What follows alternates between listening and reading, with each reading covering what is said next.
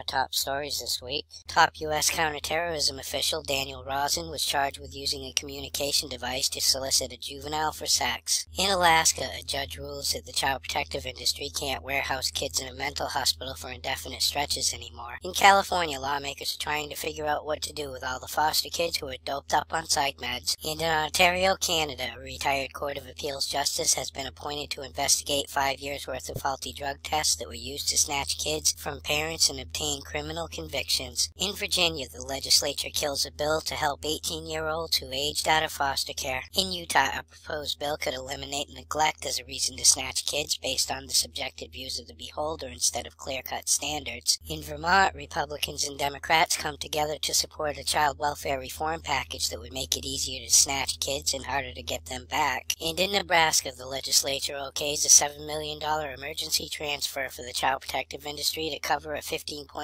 million shortfall. In Pennsylvania, a mother is being hunted by police after she rescues her kids and then returns them to their foster home. And in New Jersey, the Attorney General is going to appeal a court's decision that the mother has the right to sue the state worker who pursued her as a child abuser. In Ohio, a couple is accused of holding 3 adopted kids captive and abusing them. And in Maryland, a Medicaid fraud team is investigating a group home to see if they were providing the adequate care, staff, and services that they were billing for when a 10-year-old boy died last year. In California, 3 men, including 1 foster care provider, stand accused of luring boys from a park to make child porn. A California foster dad gets 18 years to life in prison for molesting 6 girls in his care. And the mayor of Colorado vows to tighten the reins on the child protective industry after a news investigation found that foster kids were placed with sex offenders who weren't properly vetted, while one Denver CPS agent even claims that she was forced to lie about it. In Nevada, a former family court judge is sentenced to more than 2 years in prison and paid $2.9